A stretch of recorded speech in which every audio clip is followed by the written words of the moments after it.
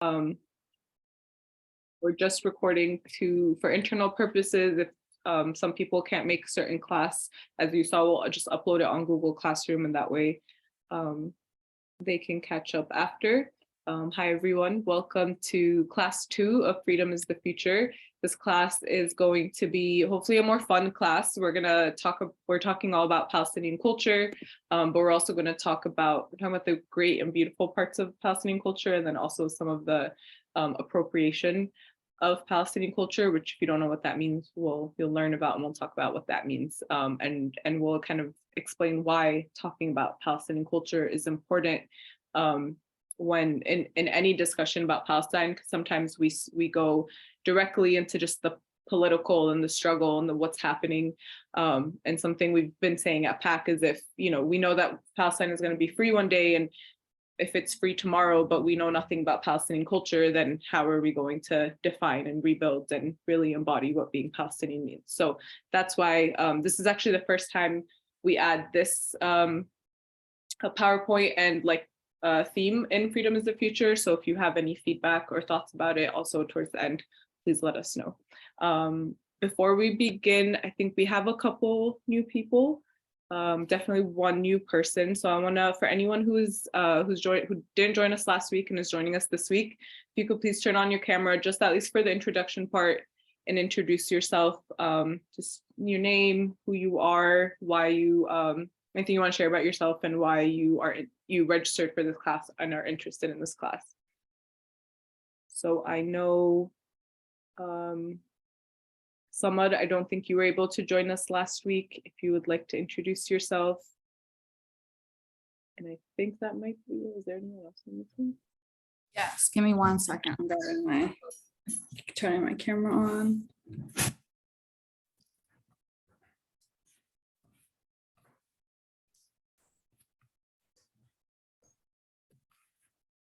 Hi, everybody. So how are we doing introductions? I'm sorry. Just, I can't remember exactly who we asked last time, but just name anything you'd like to share with us, why you registered for this course to start. Okay. I think So name is Samad, and why I registered for the course is being like a Palestinian in the country. I definitely want to be, and someone who hasn't had the ability to be able to go back often, I definitely want to be knowledgeable about my culture. And I thought that this was a good opportunity. I'm actually from Philly. I'm not from New Jersey. So you guys usually do a lot of stuff in person. So as soon as I saw something was virtual, I got right on it. nice. And then I'm from Tulkarem, from the village. And a moment where your identity was controversial was that I got on Canary Mission and I work for a Jewish company. So that was a moment. And what do you want to get out of the course is just like knowledge and like also building community. Thanks for joining us, Samad. This is why we make this fully virtual now, is to give opportunities for everyone nationally to join. And I'm sorry you had to go through what I'm assuming you had to go through at work, and we actually do have a session for this course that might be able to help with navigating some of that. So we're happy to have you join us. I don't think there's anyone new for now that didn't introduce themselves last week, right? Yeah. So I'm gonna get us started. So again, I kind of explained what we are working on, what we're going to focus on today, but today we really want to center Palestinian culture. For what I said is to make sure that we know what Palestinian culture is once Palestine is free. And also because, especially in the last year or so, there's been a lot of heightened conversations about Palestine on social media in a great way, right? More support for Palestine, people actually being able to see what's happening on the ground because of videos and people posting. But on the flip side, we have noticed that Palestinian people and culture have not always been at the center or the forefront of conversations about Palestine. And so we want to make sure that in everything we do, we are centering the identities and the cultures of the people and the country that we are working for or with. And so that, again, to remind you all of our little caterpillar of Freedom is Future that Hanya put together. Yes, last time we talked about Palestine, we talked about identity, and then this time we are talking about culture. And then the next two sessions will be focused on the history, hopefully not in a boring way, in a very engaging way, and highlighting the importance of history. Branya, is there anything you want to add? I realized that we had talked about you opening and I just started. Sorry. So is there anything you want to add? Nope, you're doing great. I think the only thing is that today we are going to talk a little bit about, I think we're going to start off with identity and then we're going to transition into culture, like tying the two together. And it's a really great class. So we're excited for you all to be part of it. Yeah. Thanks, Sonia. And at any point, I know a lot of us, a lot of you all are Palestinian. So if anyone wants to jump in and like share something specific to them from your Palestinian culture, or if you're not Palestinian and want to share anything, please just like raise your hand, put it in the chat, and we'll save a lot of room for discussion. So our agenda for today is introductions for anyone new. We did that. We have a couple opening discussion questions. So I'm going to stop sharing screen. We want this to be very conversational. Then we're going to talk about cultural appropriation, what that is. It's the context of it in relation to Palestine. We're going to do a brief Palestinian culture 101, and then we're going to end with another discussion question just to help us really formulate everything we talked about for these 2 hours, and then transition us into the next course. So our first discussion question is, what are the first words that come to mind when you think of Palestine? So we'll take just like 2 to 3 minutes of just personal silent reflection. You can write them down, you can think about them, put them in the chat so we can all read them, or unmute if you'd like to share. But we'll give just 2 minutes of personal reflection, and then we can start putting stuff in the chat and unmuting.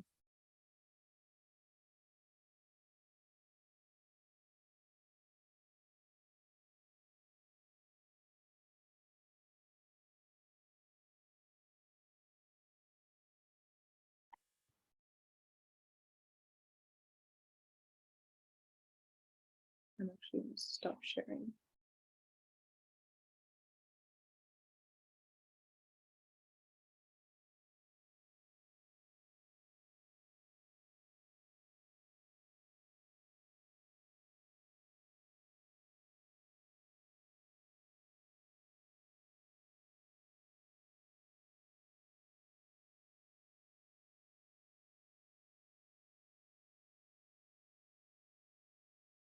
And I'm sorry, Wasai, if you're not new to me, so I didn't think of you as new to the class, but I realized you weren't here last week. Wasai, would you like to introduce yourself before we get into the discussion question?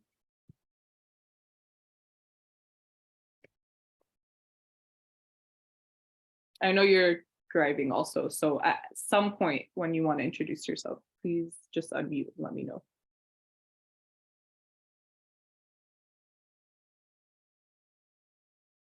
Okay, so I'm seeing some people putting stuff in the chat. I see resilience, perseverance, a beautiful country, beauty, peace, home. Yes, Wasai, when you get home, let us know.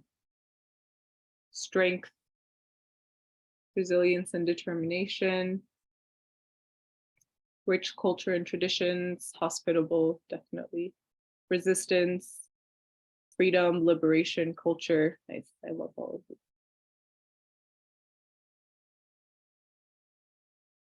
We have 1 more minute. Anyone else? And you all can also unmute and share if you'd like to.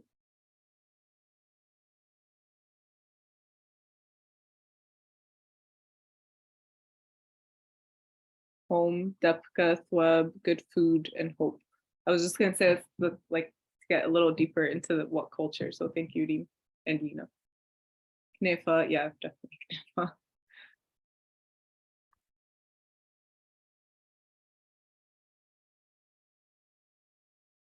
Anyone else?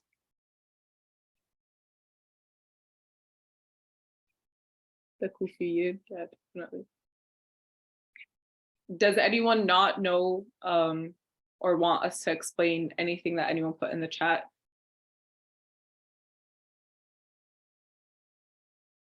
Because we can also do that. So the kufiya is the scarf that is worn. It symbolizes Palestinian struggle. Now it's the black and white kind of checkered scarf. Ragida has it in the back of the screen if anyone needs a visual. Depka, you will learn about. So you will also, and Tatriz, you'll also learn about in a second.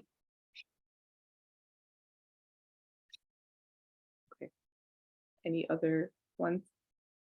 So the reason we wanted, I like asking this question, and it always depends on like the group and the audience. You all gave some of the answers that we were looking for, but when we do this with a group of people that like has not had much experience with Palestinian people and Palestinian culture, usually the answers to this question are like war, poverty, Hamas, the Gaza, right?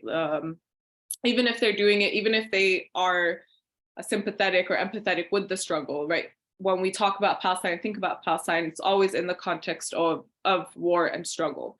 And with all of your answers, what we really appreciate is that there is the culture. And even if, we had words like resilience and determination and strength, those are referring to the struggle, but they're referring to them in an empowering way, in a way that instills the pride of and the reality of what Palestinians are. They're not poor struggle. I mean, they are, but it's not necessarily their fault, right? It is because of an occupation, like the occupation. And what we want to make sure people know about Palestine is the resilience that they embody and the goal for liberation and the strength to keep fighting for their land. And a lot of that is instilled because of the pride of the culture and traditions.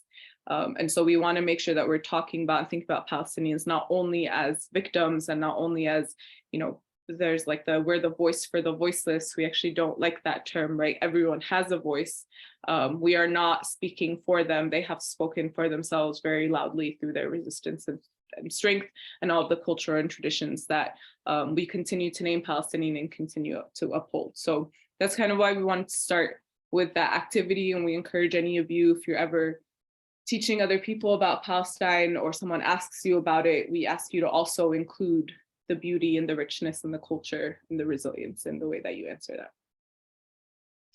Okay, the next discussion question is, where or from whom did you learn what you know about Palestine? So either the culture or the struggle. Where have you gotten your information about Palestine before coming to this class? And this is one where I encourage people to unmute and share if you are comfortable doing that.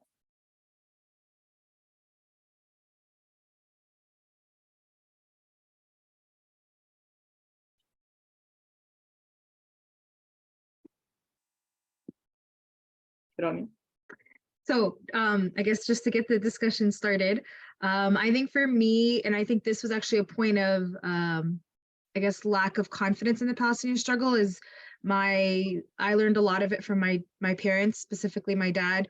There was always the joke that my dad used to read Palestinian history books to my mom's pregnant belly.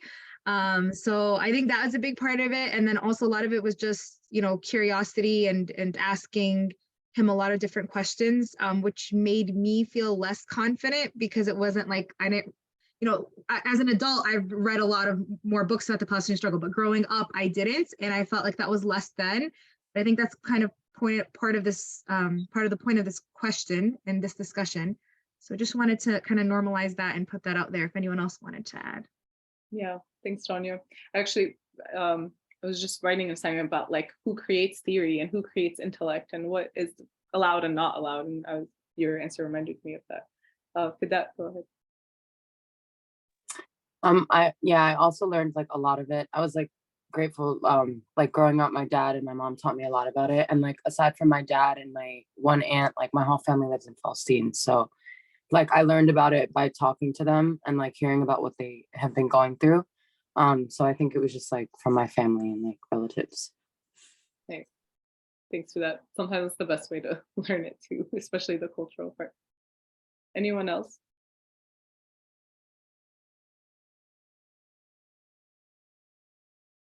Is your hand raised? Yeah, go ahead. Yeah, I pressed the wrong one. Okay. For me, I think hope. I learned a lot in hope.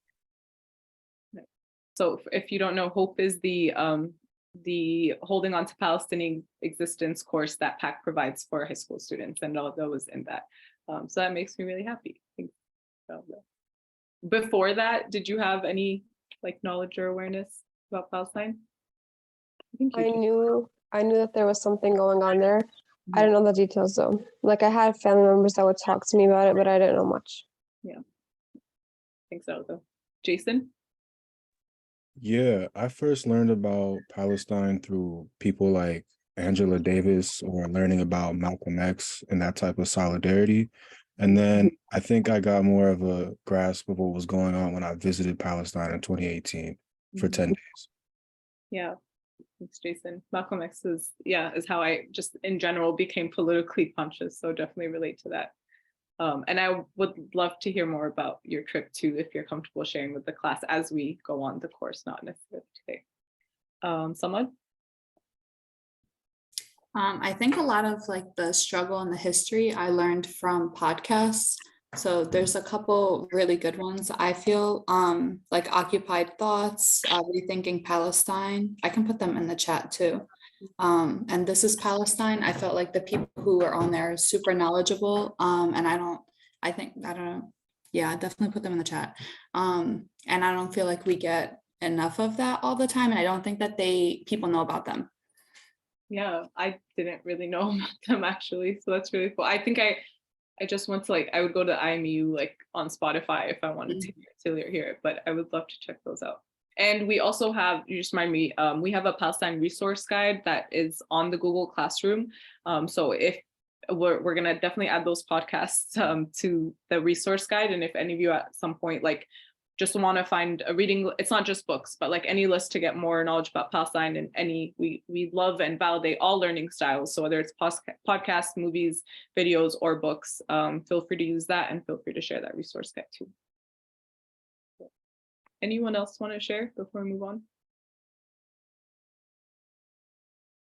Okay, if you want to share at a later point, please feel free to do that in the chat or just let me know to if you want to raise your hand.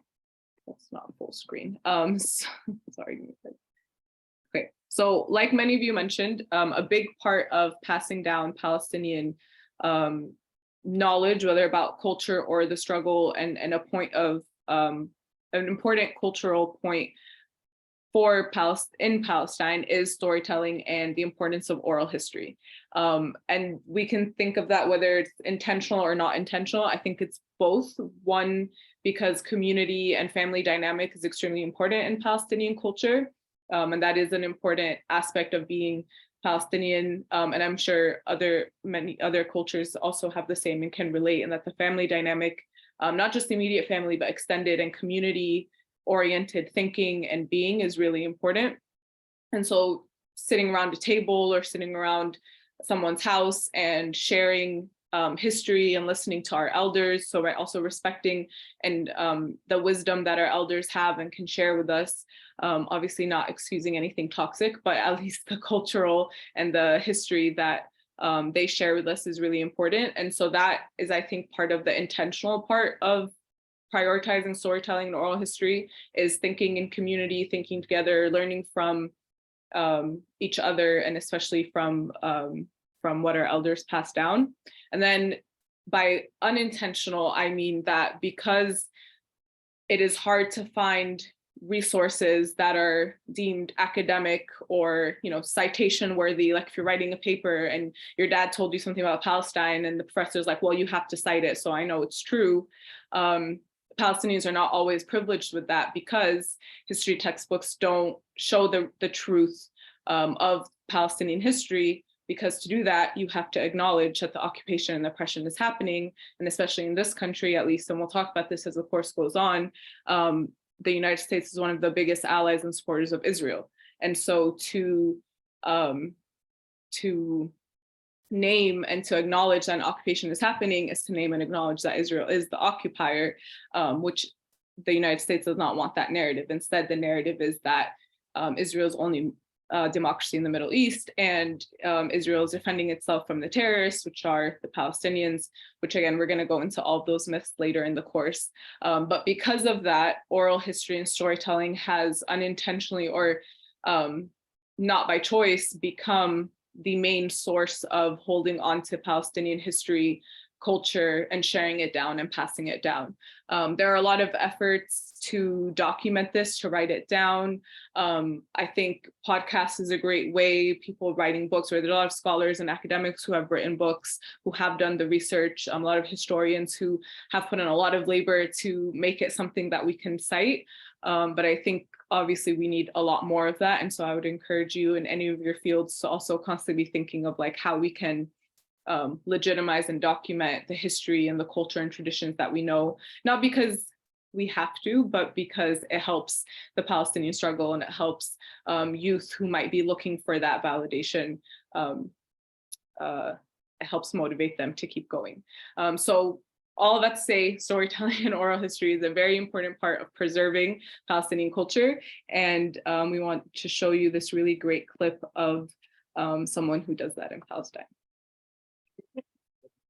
Now, you may have thought the art of oral storytelling was dead. Well, not in Palestine.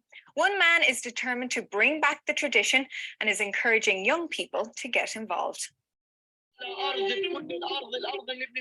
Hamza Akrabawi knows how to entertain. He's a Palestinian storyteller, and he's collected hundreds of anecdotes, jokes, tales, and proverbs from around the country.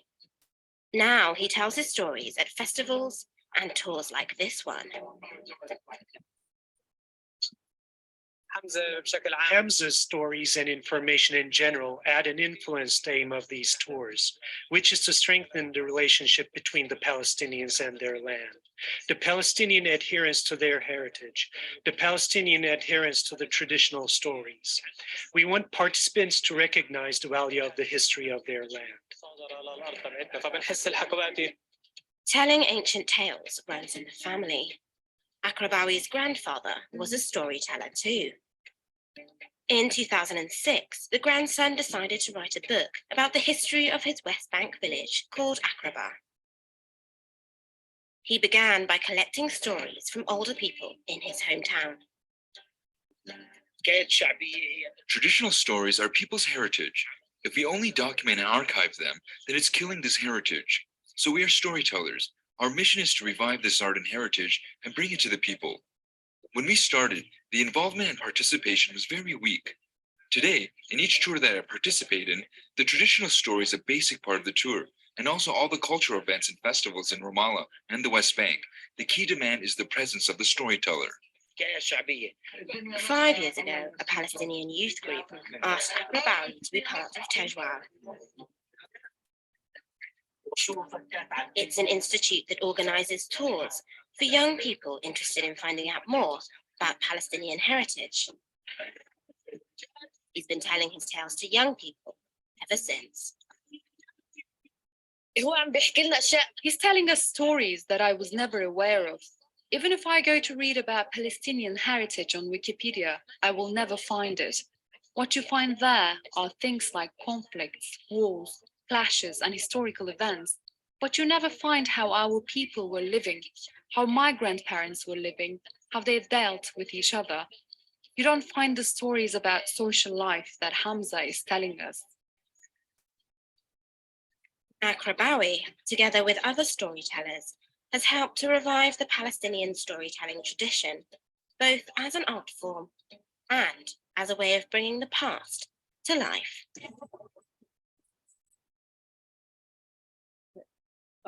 So because of the political nature of Palestine and being Palestinian, something like storytelling and preserving Palestinian culture and sharing oral history becomes a part of and a tool for Palestinian resistance. Because one of the myths that Israel's narrative relies on, which we're again gonna get into next week and really unpack more deeply, is that Palestine was a land without a people for a people without a land. So from the very beginning, there's an erasure of Palestinian people, identity, and culture. And that is a deliberate part of the occupation, is to erase the presence of Palestinians in general and from the beginning. And so holding on to it and defying that by sharing the history is becomes like a political act also, which is inspiring. Now you may have and that also leads us to the conversation of appropriation, because part of the erasure is if we can't erase it, then we're going to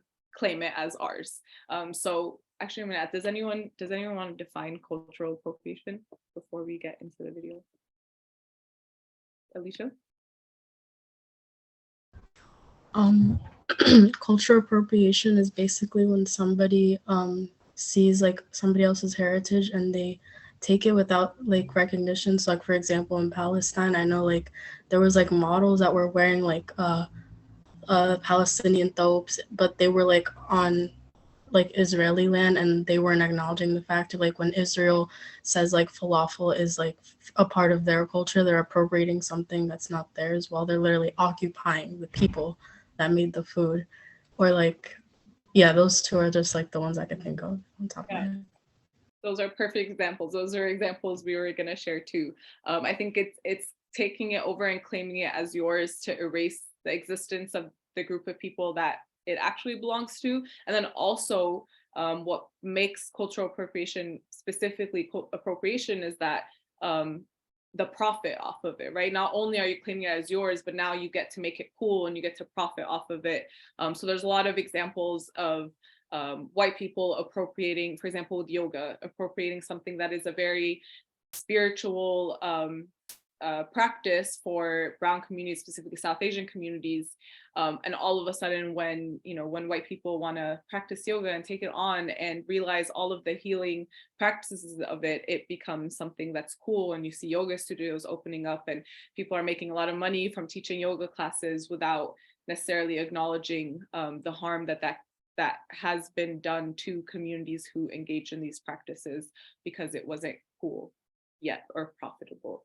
Yeah, so thank you, Alicia, for starting us off and for defining that. So Alicia's already hinted at this. This was the example. Before we play the video, did anyone else see or was following this on? It blew up a little bit on social media and media in general. It was Miss Universe contestants went to what is called Israel and were wearing. Well, actually, I'm just gonna ask. Did anyone follow this before I start? I see some nods. Okay. So we'll watch the video and then we can answer this question of how has Palestinian culture been appropriated, and we'll answer specifically why it's problematic and why you all think, kind of shared a little bit, how it can cause a lot of harm to Palestinians.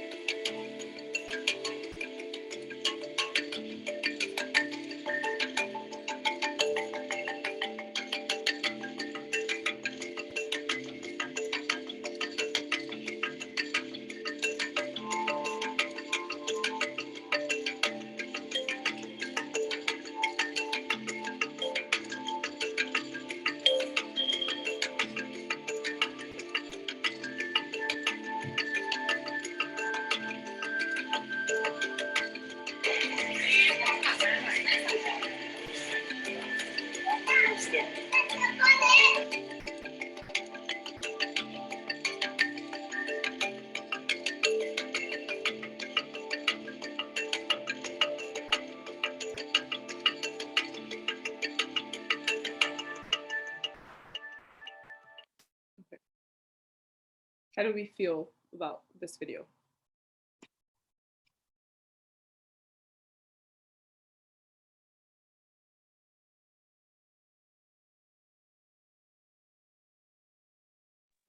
Yeah, I was just gonna say it just made me really mad. Yeah, that's Yeah, honestly. very valid. Yeah. Why is it problematic? Why is what they did problematic? Like we can like talk and unpack that too. Because it's not just that they wore the thobe, right? It's what they did and didn't do. So what is it that they did and didn't do that made them wearing it problematic and hurtful? And there's no right or wrong answers, so anyone can share.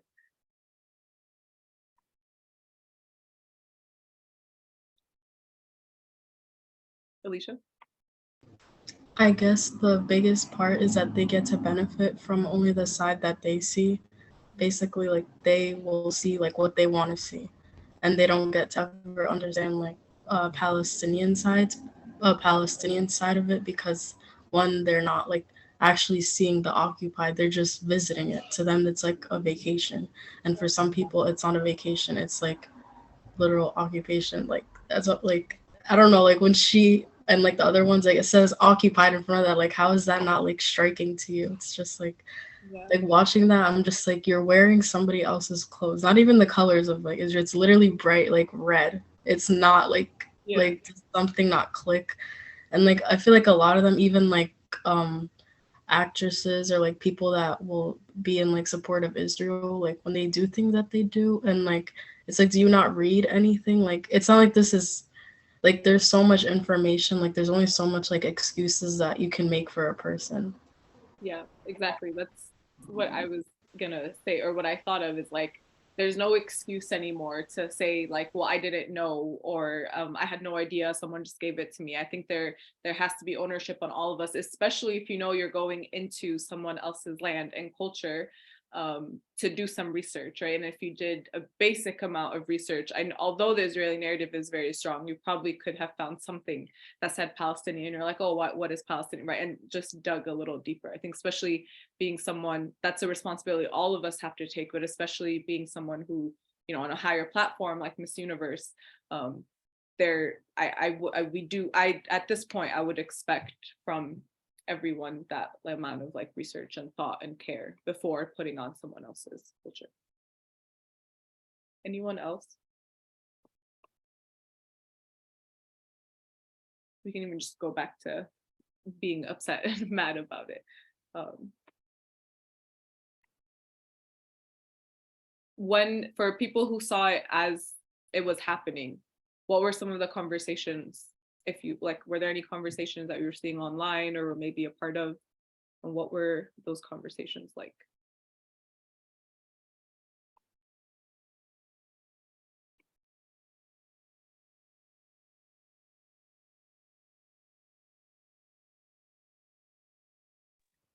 I don't know if this is like answering the question, but I remember like seeing a lot of like angry comments in the Miss Universe contestants like Instagram posts, but even that wasn't enough for them to be like, wait, maybe I was wrong.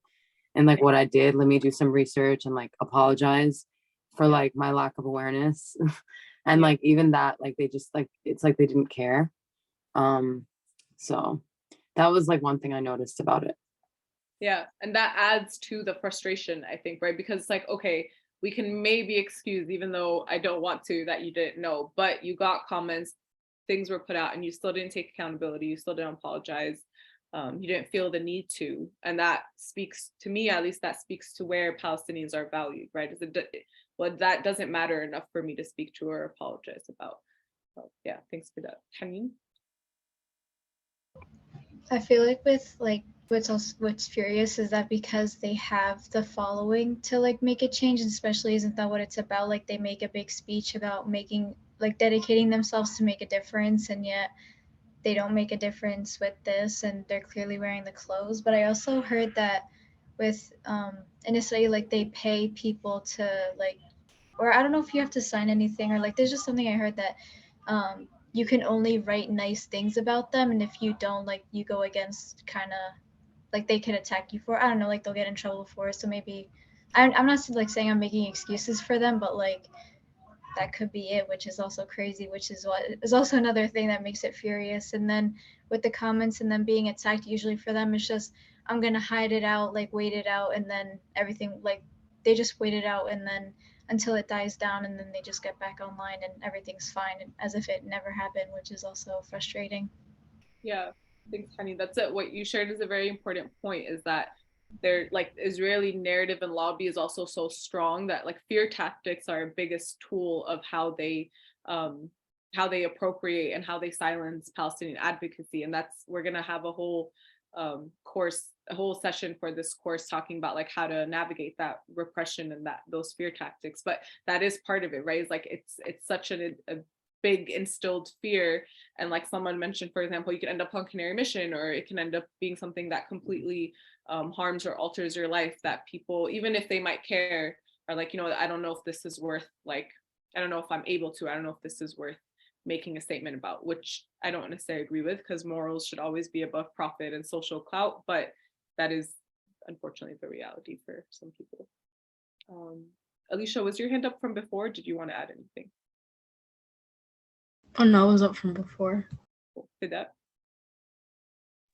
Sorry, this is my last point. But I was also gonna say, I think Israel's really good at like playing the victim too. Yeah. So like even if people know what's going on in Palestine, like they think Palestinians like somehow deserve it, because they're like so brainwashed by like Israel's narrative, and like they know Israel's occupying Palestine, but they think that like Israel's justified in doing so because they're like so brainwashed by the narrative.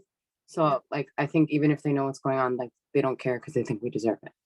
Yeah, exactly. That's one of the tools, and all these myths that we're talking about, we're gonna unpack next week, are gonna tie directly to that and the victim narrative that they've adopted.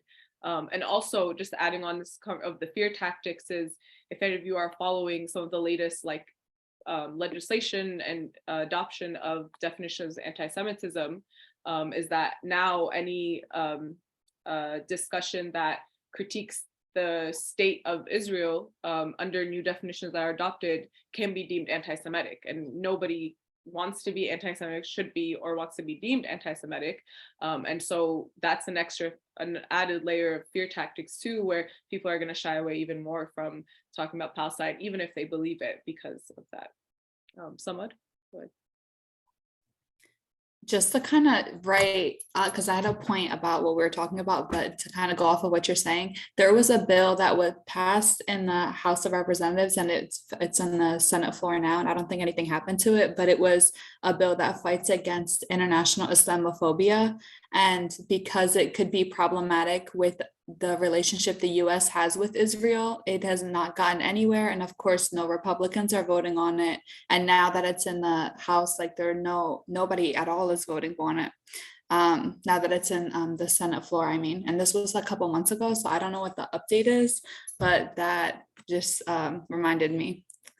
But something that I was gonna say was, just generally speaking, I think that like we're in a society now where people hold people accountable now when they are culturally appropriating. So to me, being able to see stuff like that even now to this day is ridiculous, because when we see it happening to other groups, I think that we're able to hold people accountable. And I think that because of all of the politics around Palestine and Israel, people are so quick to keep it to themselves and not be outspoken about it. Like I think I saw Palestine, I don't know if anybody knows who this is, but like there was like this Palestinian girl on TikTok, and she wore a kaftan, a Moroccan kaftan, for her wedding or something, and people were saying this is like not her tradition and she doesn't know anything about Morocco, so like why is she wearing it? And I think that like the small stuff like that, like people are so easy, like very quick to hold people accountable for in other ways that they're culturally appropriating, but I don't ever see it when it comes to the other way around. Yeah, thanks so much. I did not know about that bill actually, and someone asked, I see it asked in the chat if you have any links or resources you could share. So thank you for bringing that up. And then also 100% agree with the what you are saying right now. I think what you're referring to is like what's often called progressive except for Palestine, where even in social justice spaces, and Mark Lamont Hill co-authored a book that I would recommend all of you, and we sell them at PAC if you would like to get one, talking about that, is that, and I felt this a lot in a lot of spaces I've worked with, and part of why I came to PAC is that we can talk about all social justice issues, but it always stops, and there's always like a hard stop when it comes to Palestine, because of the intense like liberal narrative around Israel. Yeah, I also love Mark Lamont like very much. So I think that that's part of it, right? Is that even in these social justice, and that's the frustration, is that even in these spaces, we always stop at Palestine. And part of what we want to do with this class, especially, is start situating Palestine in social justice conversations. And within, Palestine is not an exception. Palestine is not some like random thing that's happening the ways that we can understand and talk about what's happening in Palestine are related. Our struggles are all related. Structural and systemic levels are very similar things happening in other marginalized communities, and because of that, we should include Palestine in our collective vision for liberation. And we'll talk about that a little bit more throughout the course too. Rania? So just wanted to add one thing, and I think that this is really the crux of the issue with cultural appropriation when it comes to Palestine, is the fact that why is it happening with Israel and Palestine is basically Israel didn't exist, and it's a settler colonialist project that started in 1948. So part of the way of making people think that it's been here for a long time is coming up with this culture, whether it be taking our, tatris or taking food, which we're going to discuss a lot of examples today. And I think that's why it's quote unquote extra sensitive to call it out, because if you're calling out that this is not theirs, then the question is, who does it belong to? And then what is Israeli? And just as a fun fact, or not fun fact, but an interesting thing I observed is I watched MasterChef, and that wasn't MasterChef, there was another cooking show. There's another one with Gordon Ramsay, I forgot what it's called, but it was a newer one. And basically the idea was they were like, okay, you have to make a fusion between Israeli food and something else.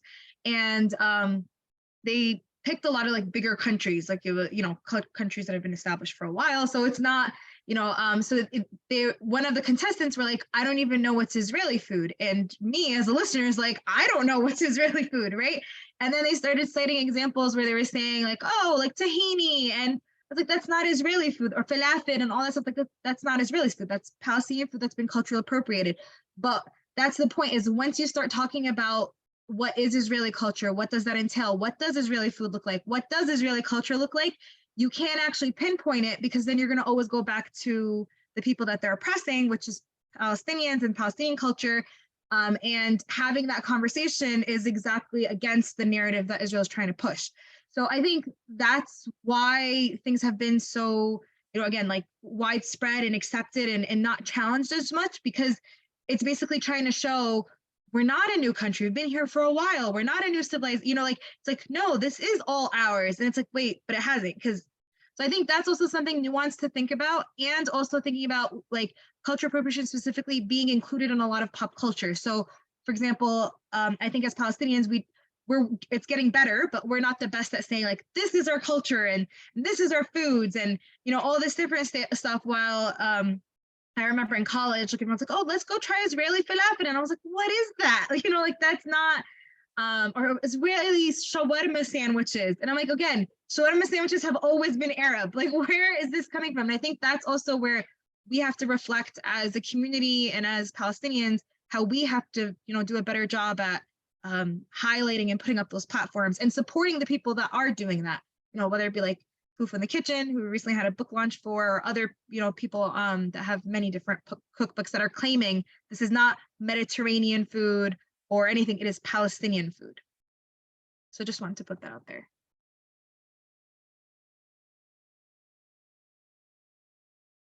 You're muted, sorry. Oh my God. Thanks, Rania. I wanna, that's a really important point, and we're gonna come back to cultural appropriation. I wanna start moving us into some of the cultural parts, the Palestinian cultural aspects that we've been hinting at, and just really center them and understand them as being Palestinian, because like Rania said, that is one of the role that we can play as here in the diaspora. So sometimes we're like, I don't know what to do, we're so far away. This and what Rania is saying and having these conversations is, and naming it as Palestinian specifically is a way to do that. So we're gonna get into some of the fun parts of it. I'm gonna kind of just take us through these videos, but at any point, just please put it in the chat or raise your hand to comment or ask questions about each specific cultural aspect we're going through.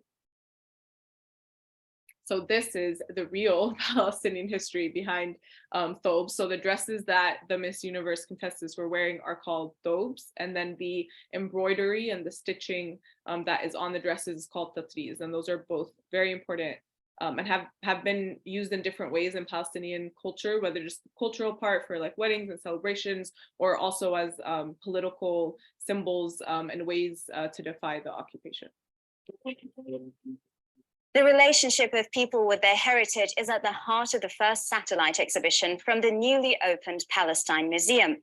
It's called At the Seams, A Political History of Palestinian Embroidery, and it takes an intimate look at how the needle and thread played a role in the preservation of Palestinian identity. What is a thobe? A traditional Palestinian dress, full robes, necklines, and winged sleeves, colorful embroidery on the chest, arm, or hem areas. These pieces are all part of the At the Seams, A Political History of Palestinian Embroidery. It's the first satellite exhibition of the Palestinian Museum that opened earlier this month in Ramallah. But just as the Palestinian people travel, these dresses are being showcased outside of the occupied territories in Beirut, where the biggest concentration of Palestinian refugees in the region live. The exhibition tells the story of exile and resistance. Palestinian embroidery, for me, can be considered implicitly political by virtue of being made by people and worn on the body, has a particular kind of intimacy, but it has also intersected in fascinating and sometimes unexpected ways, big picture political events of the last 100 years. After the Nakba of 1948, Palestinians were displaced and embroidery became a symbol of Palestinian heritage and endurance. Although every region has its own different patterns, the way needle and thread are used has remained the same.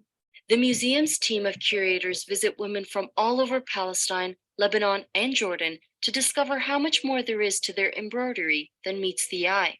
The most important thing for me is that we understand this material not just as simply beautiful or decorative, but rather something that can tell us about Palestinian history, about Palestinian endurance and longevity, not just in the past, but also very much in the present and in the future.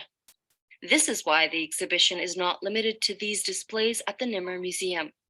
The Palestinian Museum has also digitally documented the lives of women who continue to embroider in Palestine and beyond. أنا جوزي كان يطرز معي بس أكون مضغوطة كثير بالشغل مثلا بقوم بدي أعمل له أكل ولا شيء بيمسكها لشقتي وبكفي لي هو يعني كان يطرز معي كل ما هو قاعد بالبيت كمان يساعدني فيه. Their insistence on their heritage is at the heart of the exhibition. ومن خلال التراث كمان بنحيي ذكرى. Through heritage, we revive our country's memory. And I think the heritage empowers us and pushes us forward so we help our children and men. Women like Krayam are also passing the tradition on to the next generations, with training centers in several Palestinian refugee camps. We resist by preserving embroidery, but to preserve it, you have to teach it and spread it among people. That's why I'm giving lessons, to ensure the women are able to do embroidery and know the names of Palestinian stitches. At the Seams continues to shed light on the lives of these women and communities and their relationship with history. Through the story of needle and thread, this exhibition is weaving the narrative of Palestinians across the region back together. That's a little insight, and I like that they center like Palestinian women and also talk about how it's not just women, it's also, you know, all men and all members of society and youth can participate in this. If this is something you're interested in, PAC, if you're local, PAC does host a Totris class and we have awesome teachers. You can ask Fida, myself, or Danya to sign up for it. If you are not local or can't make it to PAC, there's a platform called Totris and Tea. Who provides great like lectures and classes, and I think like teaches classes online of how to do the totris and embroidery also. So again, this is a way of preserving and supporting Palestinian culture and defying the occupation. So we recommend that you all share this or engage with this if you would like to. Any questions or comments about totris or thobes or people's personal experiences you'd like to share before we move on? I think just one thing to note is that so the thwab, what makes it more like most significant is, I guess it's like a kind of like a dying art in the sense that not everyone wears it as much, but it was so two things to note. One, each area in Palestine had a specific design, and so people who are more well versed in this will tell you like this originated from Ramallah, this originated from Bethlehem, this originated from the different areas, and each of them have their own like specific stitch. So that's something that's very important to note. The second thing is also that this is met as a kind of communal bonding. So a lot of times it would be, like for example, when someone comes of age, they're gifted a thobe that they come together and they would create it. Like the woman of the community or even the men of the community would come together and kind of create this thing. And then pass it down. When it came to the wedding, like it became, you had a different thobe, which that's also to note that there's thwab for like people who are not married, people who are married, people who are eligible. Like the thobe spoke a lot more than just a pretty dress that they wore. So it was kind of like, signified different stages in social life and also socioeconomic status as well, because, more extravagant depending on the material, velvet thobe versus not. There's also different material depending on the weather. So in the winter, there was a specific thobe. In the summer, there was a lighter thobe. And I think something that they slightly mentioned is that an intifada thobe came out during the intifada when it was illegal to put up the Palestinian flag.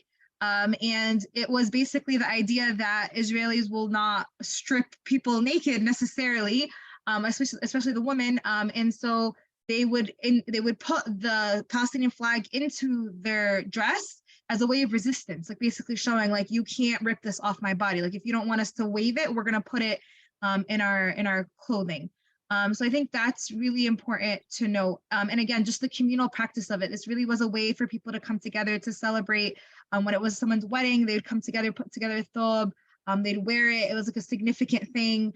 And I just think it has a very, very beautiful history that, I wish we still had around now. Yeah, it does. Thanks, Sonia. And I think, and there is another ban on the Palestinian flag, so it'd be cool to see other creative forms that Palestinians use, probably through tatriz and then other forms to be able to still showcase the flag. Any other comments, personal experiences? If you think of any. I think at any time. So we're gonna move now to just a couple other components of Palestinian culture. So we talk about tatriz and thobes. The second very, very important part of being Palestinian is olives and olive trees and olive oil. Olive trees grow, one of the best places in the world for olive trees to grow and to be sustained is in Palestine, and olives and olive trees themselves. Again, everything that is Palestinian has become inherently political because the occupation has used it as a tool to repress Palestinians. So even the olive trees and olives has been a tool that they have used. So we'll watch the video before we talk a little bit more and then we can discuss.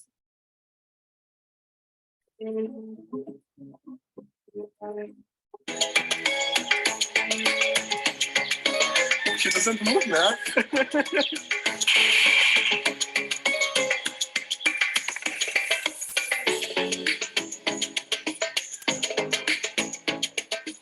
In Palestine, there are around 10 million olive trees that cover 50% of its land.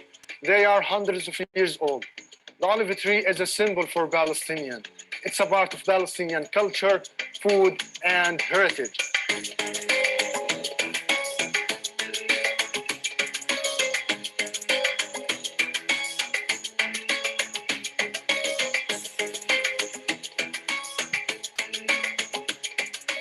شجرة الزيتون هي تاريخنا، حضرنا ومستقبلنا وتاريخنا اللي تربى عليه جدودنا في بلادنا في فلسطين المحتلة. شجرة الزيتون رمز للشعب الفلسطيني، الاحتلال الإسرائيلي بحاول يستهدف هذه الشجرة دونا عن كل الأشجار اللي موجودة في فلسطين، بحاول يستهدفها، يجرفها، يحرقها، بحاول يقضي على هوية الشعب الفلسطيني. على التلفزيون بنشوف على القنوات الفضائية الاحتلال بتعمدوا انه يجرف الزيتون ويحرق الزيتون، طبعا ما بحبوا شجرة واحدة تضل في الضفة الغربية.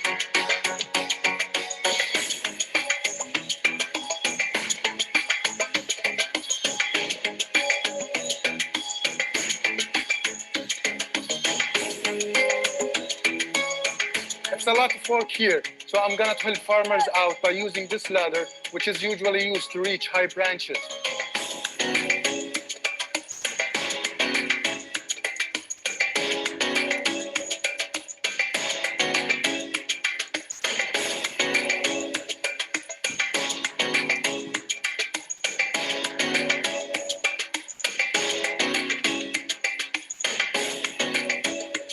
Farmers work long hours every day to harvest olives. In the meantime, I'm smelling amazing things. Let's see where it's coming from.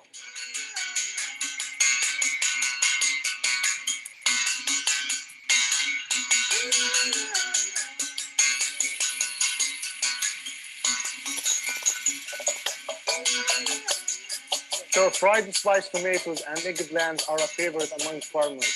And of course, we have here hummus, we have here fool, and we will not forget this olive, okay? We have black olive and green olive. It's look yellow, but it's it's green, okay? So and the taste of this olive is really, really good, man. Really good.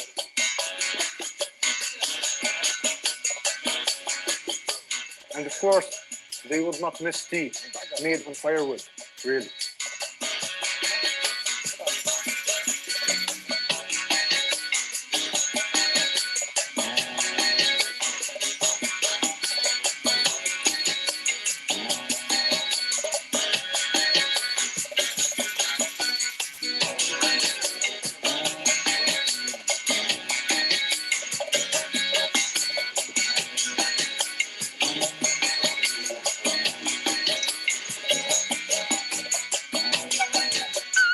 After the farmers have done the hard work, they take the olive to a mill to start the process of pressing it into olive oil. There are many steps to olive pressing. Let's check out how this process works.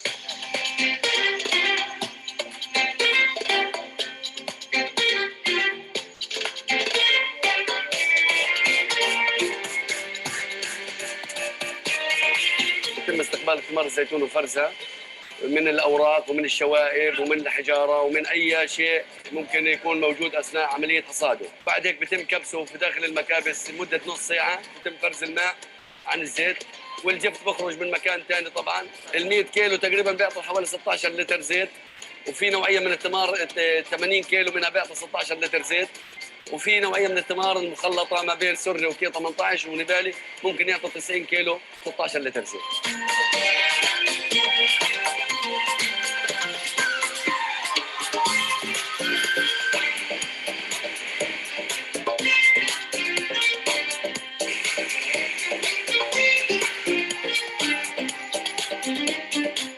Since I am here in the mill and I am a big fan of olive oil, I cannot miss the chance to buy some for my family.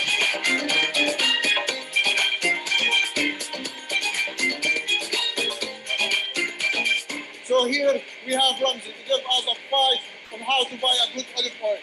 Ramzi, لما بدنا نشتري زيت زيتون كويس، كيف نفحص جودة الزيتون هذا؟ افضل زيتون موجود هنا عندنا اللي هو الزيتون السري. هذا يكون مقصر ببلاد الشام وفلسطين بالذات. طعمه مميز عن جميع انواع الزيتون، عن اي زيت موجود في العالم. طعم، ريحه قويه، شاطه في الزور، تاكل منه ما تزهقش منه نهائيا لانه مميز، يعني مميز بمعنى الكلمه.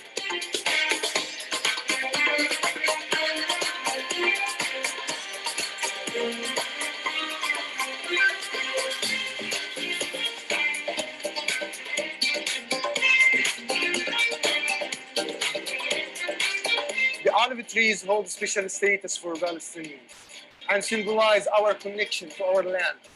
It's a connection that passed down among generations for hundreds of years. And as the saying goes, no one makes olive oil better than a Palestinian. See you in the next time. Okay. So I'm going to stop sharing my screen because there was a lot in that video. So we could start with general thoughts or comments from the video, and also I think a question is why would Israel use olive trees and the cutting down of olive trees as part of its occupation?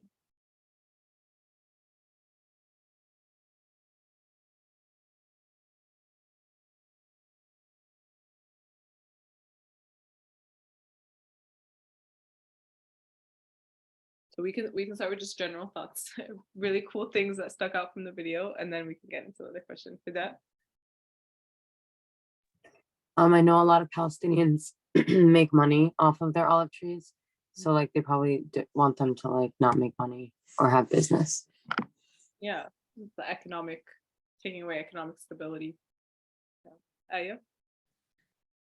Two thoughts that I had when watching it. One was I really wanted to be with them when they were eating the food on the fahim. It looked so, so good. Like just going, that's like one of my goals. I need to go to Palestine when it's like the jidding season to just be able to pick the olives. But a second thought I had when watching it was how they filmed it. Like I almost forgot that Palestine was occupied. Like I don't know if anyone else knows, but like how how they filmed like even the olive trees. I was like I don't know, it just this like how they took each of the scenes. It was just I don't know, it was a good feeling for me. I was like imagine it just being like that, just the beauty of the country. Yeah, thanks, Aya. That's a really good point. I think, yeah, you articulated it. I feel like I felt it, but I didn't know what it was, and you just articulated it. And that's part of what I think and Rania found the video and I watched it. I was like, I would love this video because I think that's part of it is that you get to see Palestinians just being in themselves and doing something they love and they care about.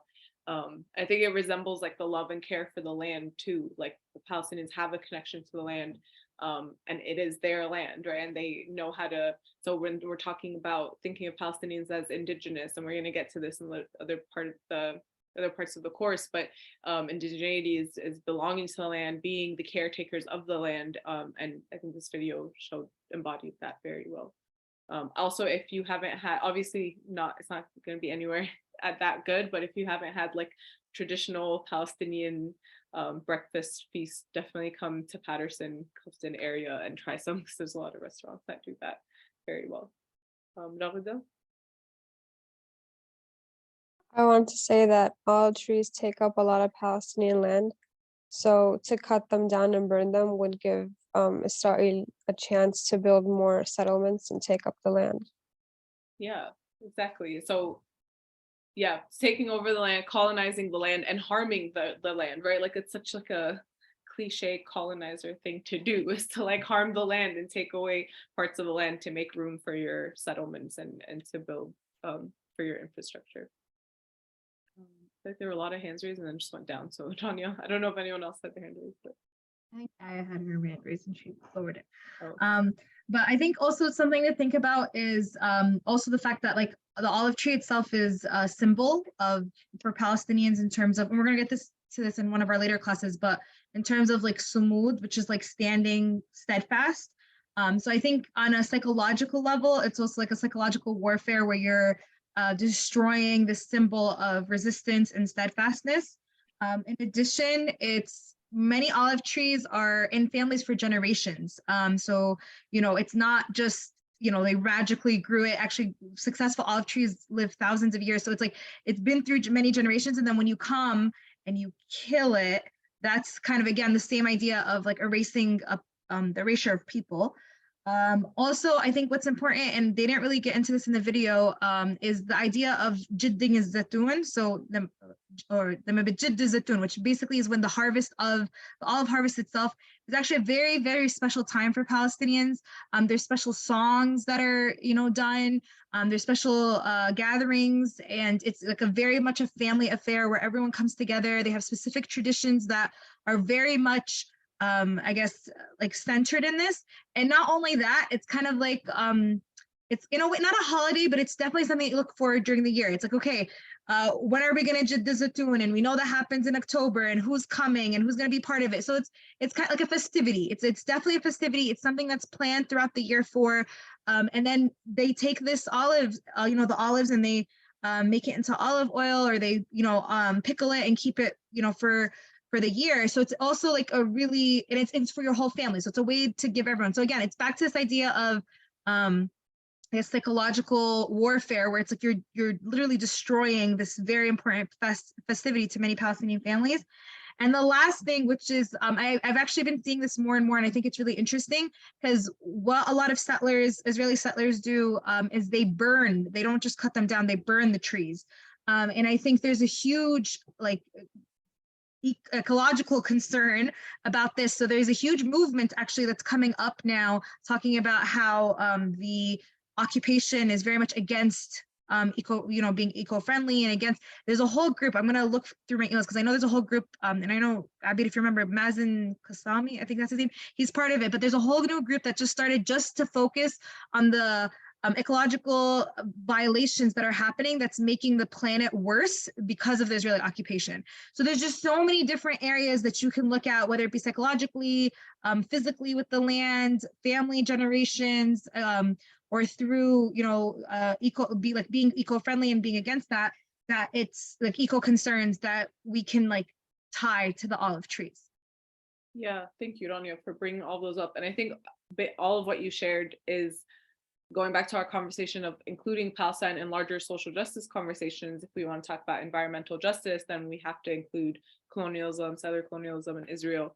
If we want to talk about the psychological trauma and effects of racism, colonialism, etc., we can also talk about Palestine and how occupation is not just about physical control, it's also about psychological control and dominance.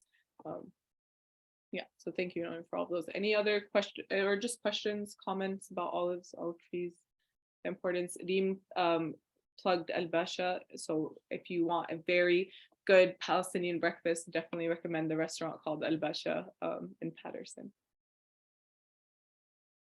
And yeah, there's reaction, even it is approved, there's reactions from others too, seconding Al Basha. Any other questions, comments? Okay. So now we want to start, since we started talking about food, we want to continue the conversation and ask you all what your favorite Palestinian dish or food is. If you don't know if it is authentically Palestinian or not, that's fine, it could be Arab food. But if you know specific authentic Palestinian dishes or foods, if you can share them in the chat. And then where did you have it or who typically makes it for you? So we could put that in the chat, or you all can unmute and share too.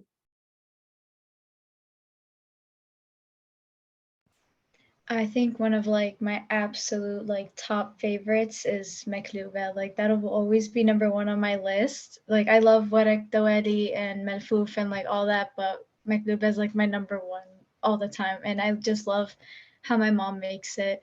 And my brother always jokes around. He's like, "Mama, like I'm gonna bring my wife. Like she has to learn the way you make meklube, because then I don't want her like that's just how good it is." Like I don't want to say it's like a tradition, but it's like my mom used to say that every Friday, like it was known like after Salah, like everyone go have meklube, like every Friday it would just be made, and I'm just like, we should do that too.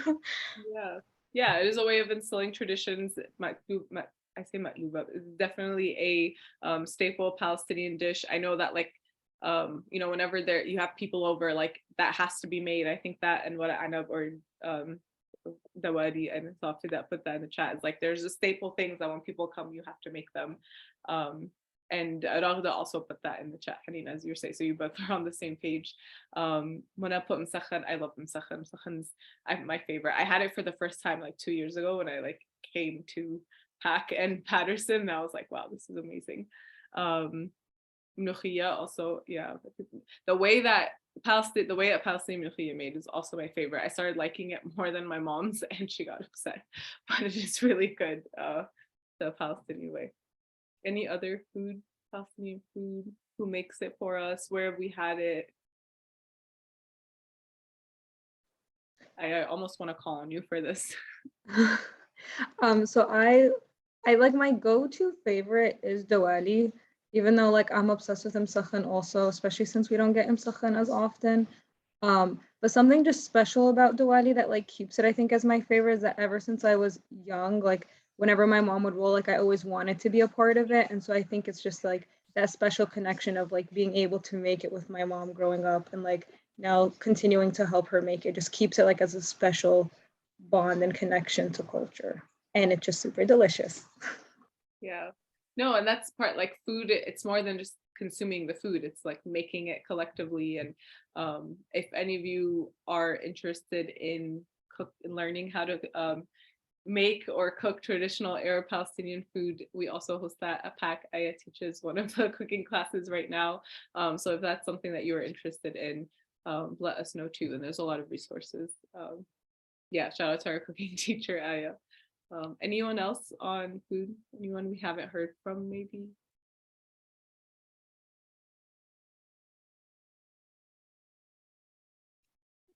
So I will say it's not like a favorite food, but it's like a concept, which is sofra, which means like a spread. And I love the idea of the sufra because I'm Jordanian and we don't really have that. We have one like huge dish that everyone has to eat from it, like mensaf or what is it? When we make magluba. So I just like really love when I go to like my Palestinian family friend's house or whatever, and they just have like a sufra. It's like my favorite because I get to like pick and choose what I eat or just try everything. So I just love that. Yeah, it's a big part of like Palestinian hospitality too. So like when you have guests, you're gonna make the whole spread. Yeah, thanks, Mona. Anyone else before we move on?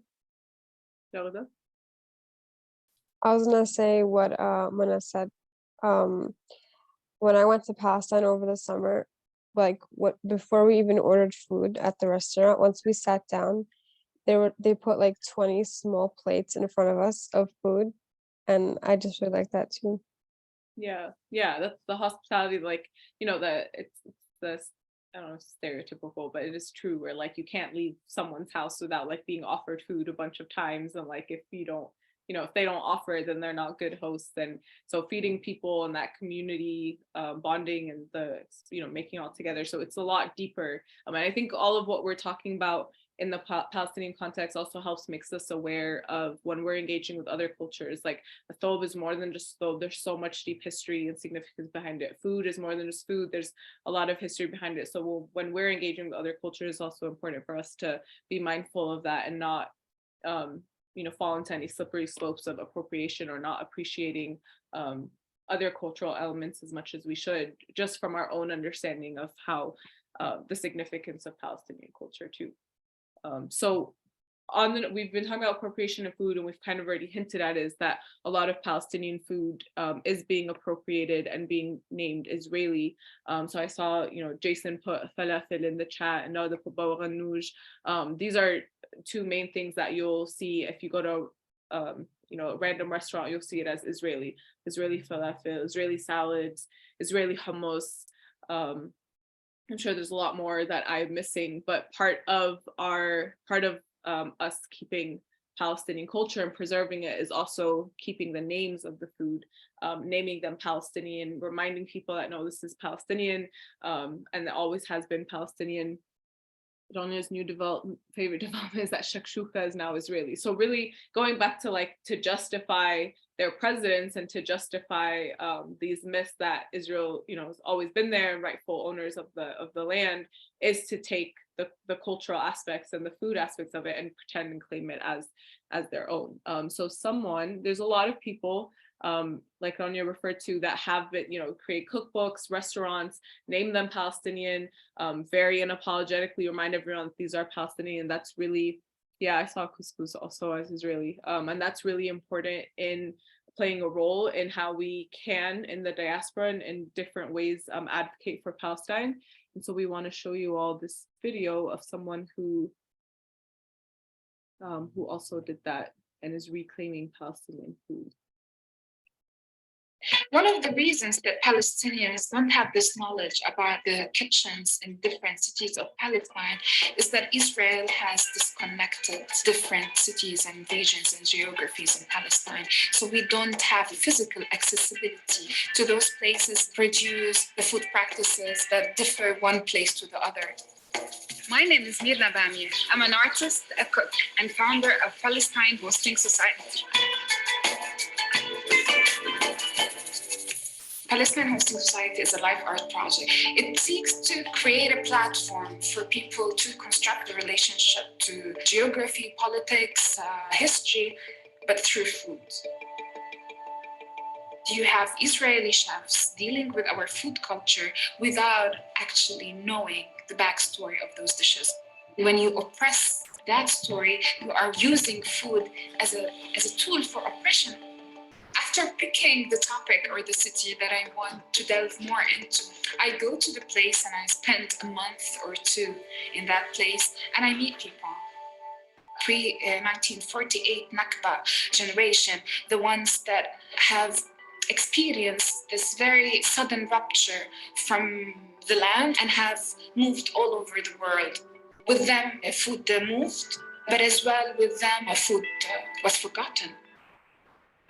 And I meet mothers as well to understand what dishes they still cook and they don't cook. But as well, I meet men, whether in small shops in old cities, old restaurants. Most of the people that I interviewed were exiled.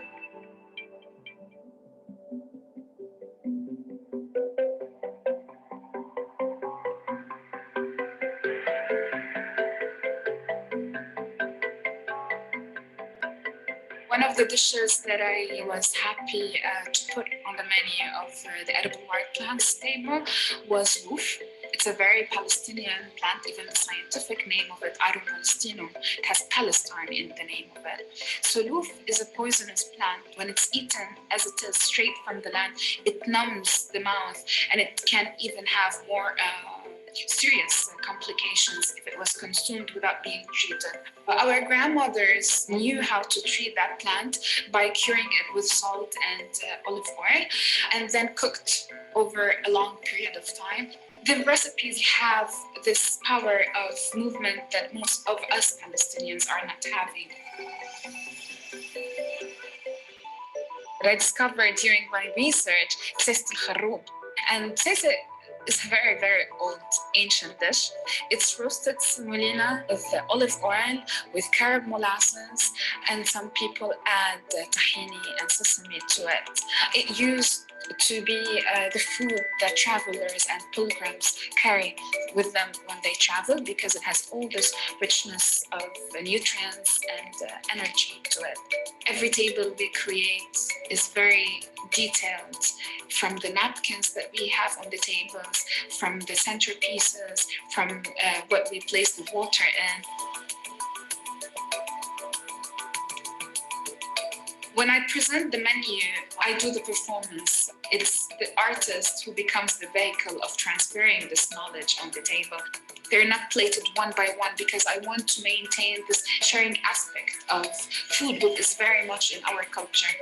For Palestinians as a farmer nation, we always had this very intimate connection with the land. Our grandfathers knew the land really well. It was their world.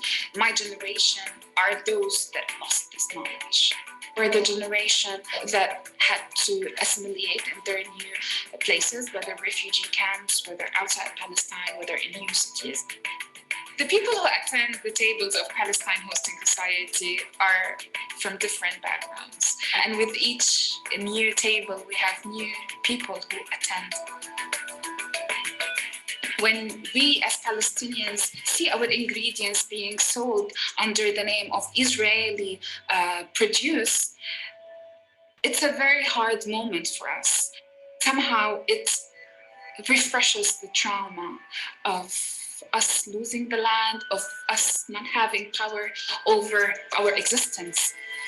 The land, not the space that you live on, but the place where you practice your being as a human being, as a Palestinian, as a culture, as a lineage of ancestors. And it's a story that we have to reclaim now in the present so we can pass it to the future.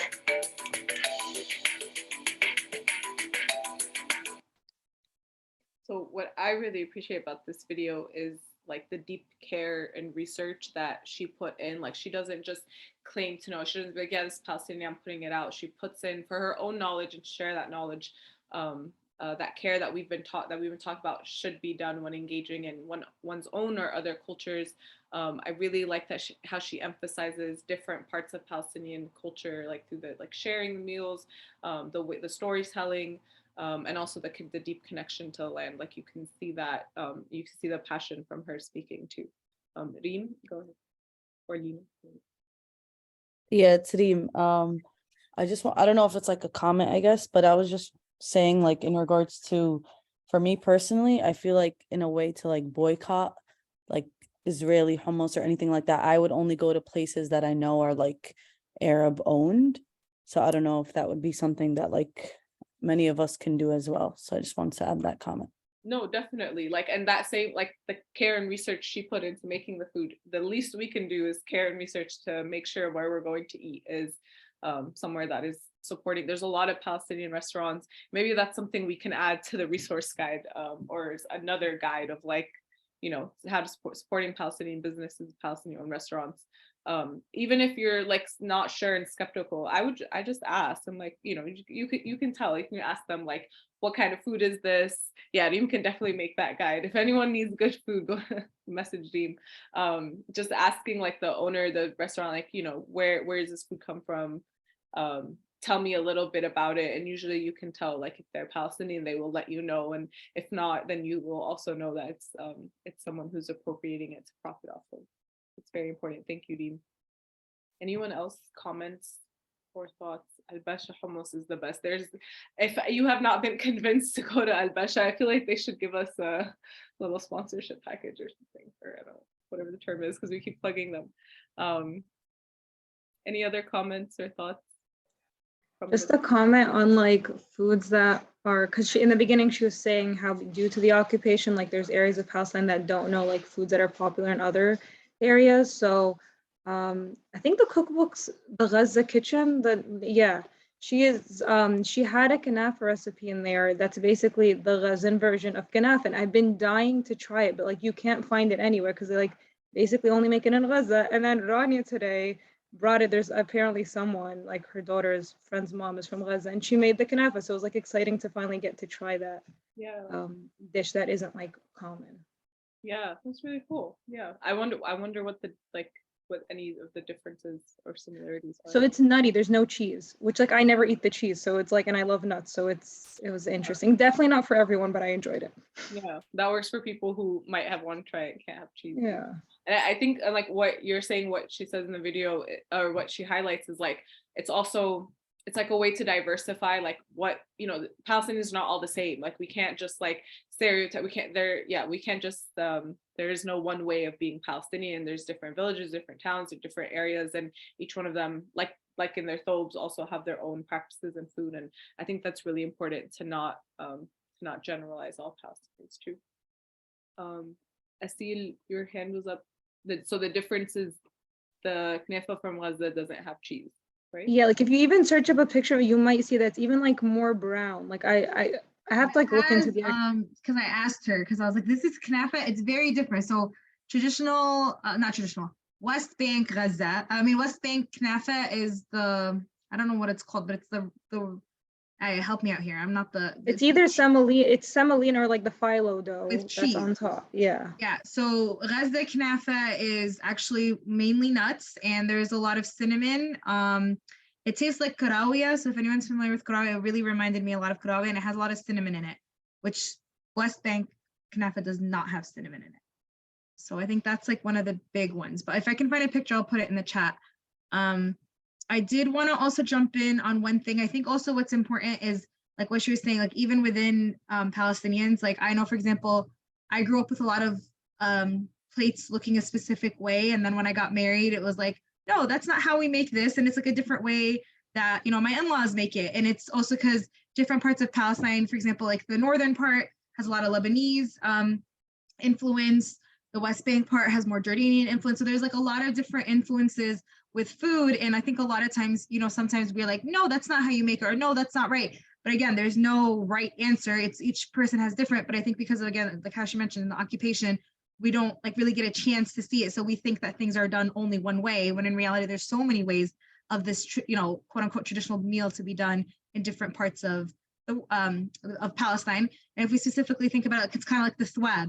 The thob it doesn't have one look. Each specific part of Palestine has a different way of making it and doing it and being proud of it. Exactly. Thanks, Sonia and Arya. Anyone else other than being hungry and wanting Palestinian food? Any other thoughts about this? So I would really encourage everyone to look up. I know that there's a lot in New York, New Jersey, Palestinian owned restaurants and supporting them. So I want to take us to our next part for today. One of the reasons that Palestinian. Great. So some music. So there's music and art and music specifically have been used by Palestinians a lot to to showcase Palestinian pride, to bring awareness about the occupation, and like this one that we're gonna see, also just to show people Palestine. And I think show Palestine, again, outside the context of just war and destruction and pain and suffering. That's really important to diversify the narrative of who Palestinians are and how Palestinians live. So this song came out a year, 2 years ago, and the reason I really like the song is because of mostly because of the video, because the video in the song they're saying, and someone who can translate better, please translate, but they're saying, come to my homeland, come to my country, and they highlight different cities and what each city is best known for. So we just wanted to watch that with you all and show it to you. And if you know any specific parts of what we're talking about, or have any comments to add, we can do that towards the end or in the chat as we're watching.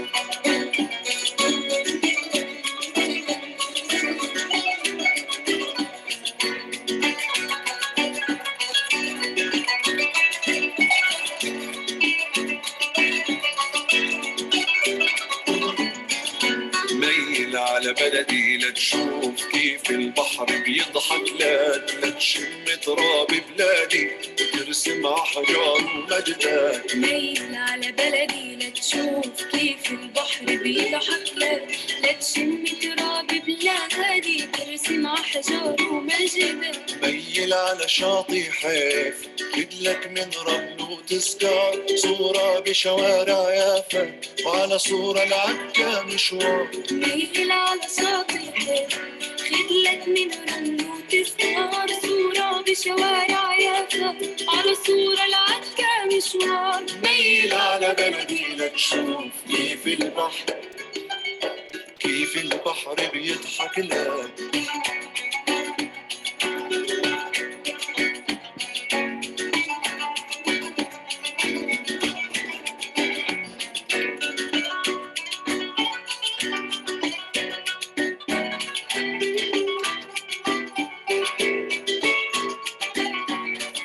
القدس وشوارعها وسماها أجمل مكان. ميل عنا وسال عنا احنا للكرم عنوان. وإذا بدك تتهنى الناس بتبعت سلام قاعدة بتحلى فيك أنا بوجودك حلو الكلام. ميل على وادي عار ركوة القهوة عالنار شرفنا حارة حارة قلوبنا لعيونك دار. ميل على وادي عار وركوة القهوة عالنار شرفنا حارة حارة قلوبنا لعيونك دار. ميل على بلدي لتشوف كيف البحر كيف البحر بيضحك لك.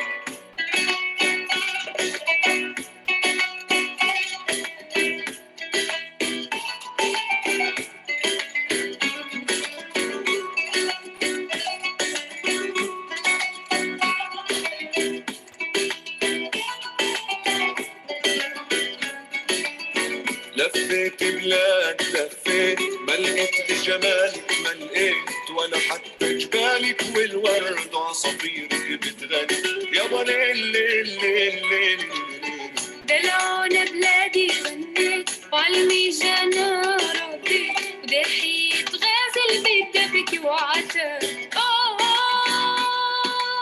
لحكايا ستي حنيت ولمتنا بساحات البيت ورغيف الزيت وزعتر شجر الزيتون.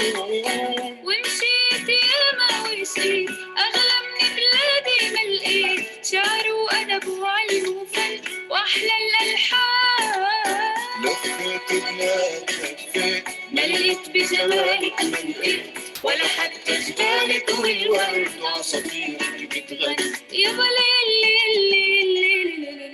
دلعونا بلادي غنيت وعالميجانا رديت دحيت غازل بيت بكي وعتاب.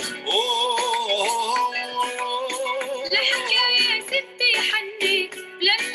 Okay, so for the sake of time, I'm gonna end it there, although I love watching it, and it's a really great, it doesn't want to stop. And it's a really great video. You can find it on YouTube, Spotify. You can listen to it. But again, I really love the way that they portray Palestine, and I think it made all of us wish we were there, or at least could visit. Because I know it made me. Rania? So I just want to add something. So this actually made me really, really sad because as a Palestinian who holds a Palestinian Wait, Rania, I can't hear identification. you. I Oh, don't know if you're muted or can you hear me? you're not muted, but I can't. No. Can everyone hear me or no? Can you No. hear me now? No? Okay. Is it just me? No, we can hear Sorry, you. it was just hear me. you. Sorry, it was just me. Can you hear me, Abigail? Yeah, yeah. Okay, so I was saying that it makes me really, really sad because as a Palestinian, like I'm not allowed to see any of that. Like, so I always say like I really, really love the beach, and my dream is actually to live by the beach. So it's just really sad because it's like I actually am from a place that's has such beautiful beaches that I'm not allowed to see or be a part of. And I think that's something that we have to talk about. Yeah, and Asid, who's families from Gaza, I think also can very much identify with that. So it's heartbreaking knowing that, you know, it is Palestine, and I'm so happy, and it is beautiful. It's so far. And inshallah we'll get to see a free Palestine. Yeah, thank you, Donya. That's really important, right? That even Palestine, it's not accessible. Not everyone can access it, and it is literally for home countries. So that's something to also keep in mind, the privilege of who gets to access what parts of Palestine, whether Palestinian, even in the US, with a US passport or not. Haneen? I want to say the same thing with Rania.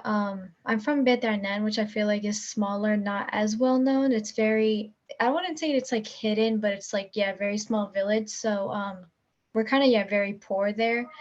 And so I would love, like, I never really like explored. So this year when I went was the first time like I got to explore really, but I couldn't go into the goods and see those parts like Haifa, the beaches. Like I would have loved to go visit. I didn't get to go see the Aqsa. I haven't been there maybe like 10 years because it's just been so long since I visited. And my mom actually had to sneak in just to like be able to go see it because she wanted to go so bad.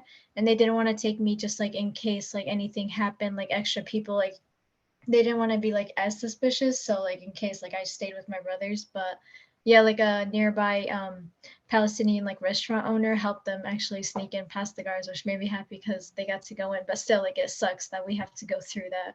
And I wish like maybe next time like we'll get to go see it. Hopefully next time you can. Hopefully everyone can when Yeah. Palestine is and given back to Palestinians. Thank you for sharing that, Haneen. Anyone else thoughts about the video or on this idea of like privilege of movements and who's allowed to access spaces? Okay, so I'm gonna move us on just for the sake of time. I realize we have a couple more slides we wanted to share. I'm gonna go through a couple quickly without watching the full videos, but these will be on, we'll add all these on Google Classroom. And I actually, like a logistical question, when I share the PowerPoint as a PDF, can you also access like the actual links, Donya, do you know, or should I share it as? I'm pretty sure you can if you're getting online, but I'll check. Okay, if you don't mind, just the reason I share them as PDFs is this is like PAC's work and we put in a lot of labor to do this. So we want to be mindful of other people, you know, not that we don't trust you all, but keeping PAC's work. But if it doesn't work as a PDF, I'll do them as just the straight PowerPoint. And I just ask that if you want to share this, you just communicate to us first before sharing.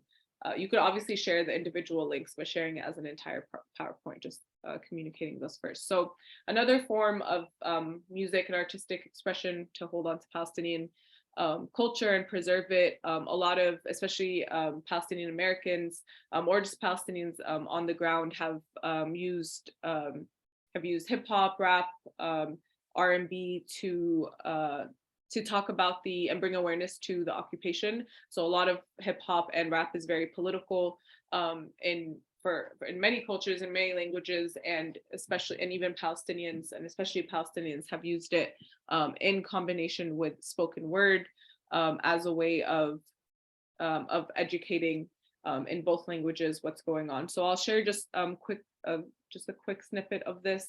If you want to watch it, you can. I highly recommend, listen to it, you can after. I highly recommend listening to everything Shadia Mansour puts out. She's a great artist, and Omar Effendim as well. And then I'll take us straight into a spoken word piece also by a Palestinian who uses his spoken word platform to educate about the occupation.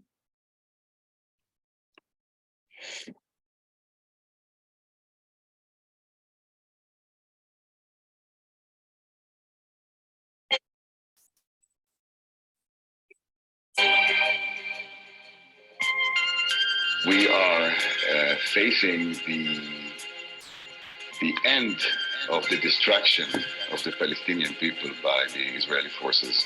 We are in a situation today that not only the political and the economical infrastructure was destroyed, Israel is destroying the neurological system of this society.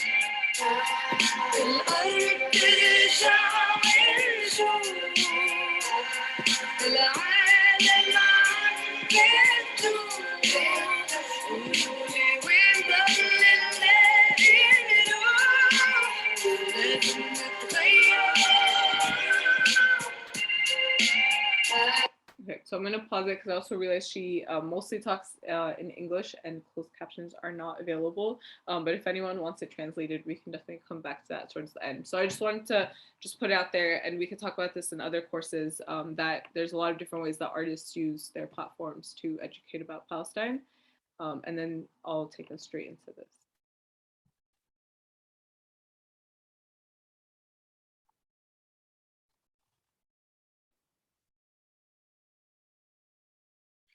This poem will not end apartheid. My words, no matter how beautiful, clever, or carefully strung together, will not end the occupation, allow the refugees to return, or create equality within Israeli society. The status quo was a fantasy, telling us it's okay to sit on our hands called political art propaganda, rather than those who politicize our lives, propagandists. Every American Brit should ask themselves this question: why are bombs and white phosphorus getting dropped on open-air prisons with money that should be going to pay for your medical expenses? And dear academics and leftists, I appreciate your books on Israeli massacres, but you refuse to take the bullets out of IDF guns with your stances. The problem is not just the occupation or putting a better face on Zionism, because 750,000 Palestinians were displaced before those settlements were constructed, half of them before Israel was created. We don't need another book explaining the situation. We need a lesson plan to stop the next bomb from dropping. Silence is complicity. Intellectual masturbation tells us to theorize on the power of art. While farmers are kicked off land, children are stoned on the way to school, people are caged and beaten and split from loved ones, bombed and broken in open-air prisons, bought and paid for with our tax dollars. We are part of the problem. That's not theoretical. I don't want to hug a segregationist, wave to you at a separate water fountain, or appeal to you from the back of the bus. A day will come, I swear to you all, when Zionists cower in embarrassment, deny involvement like those who profited off of Stephen Biko and Bobby Sands' lifeless body.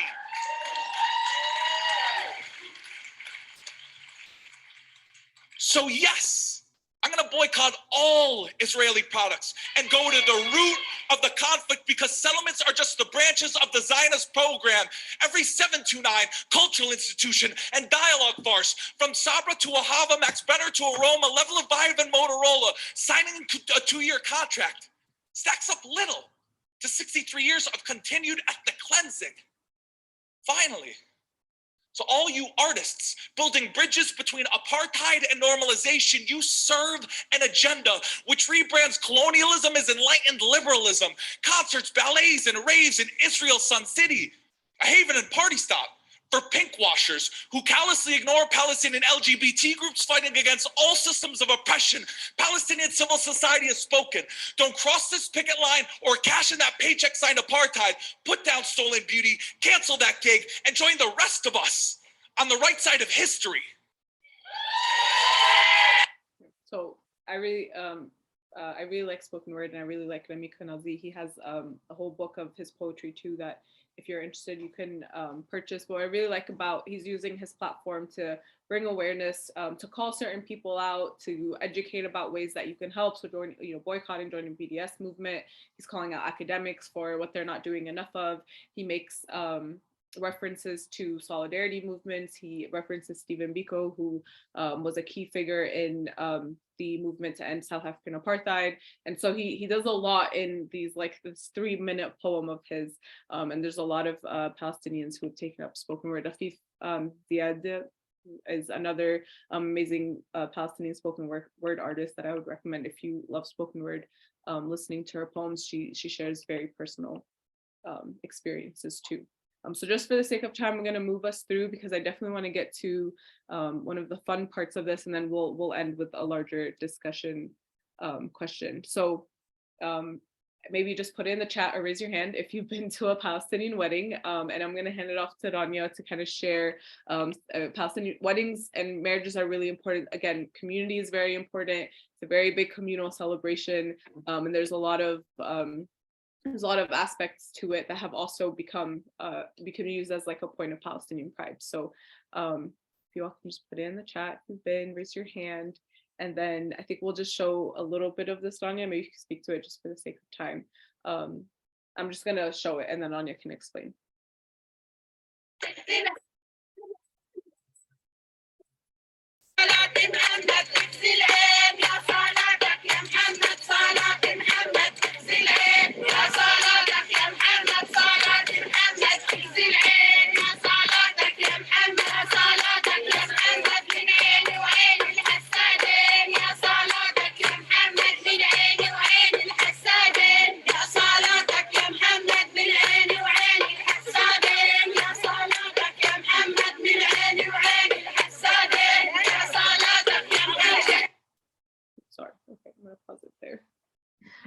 So this is one of my favorite parts of Palestinian tradition. A lot of people call it the Hajja dances or songs, and it's usually because Hajja means older woman, and it's usually or that's what we call older woman.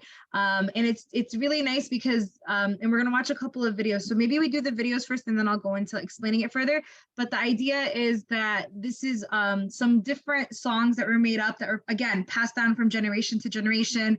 It actually was very well known and a good practice that was done that, for example, if you have a wedding in your family, or if you have something to celebrate, the woman and the men, but this is predominantly done by women, would gather, this part is predominantly done by women, but there's a different thing called the sahja that's done by men.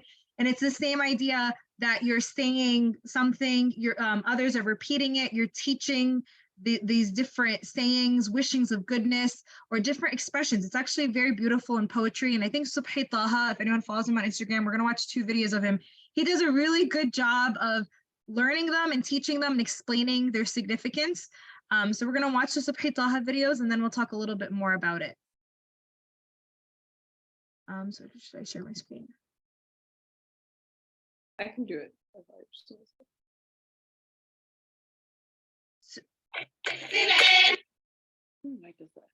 This one first? Yes.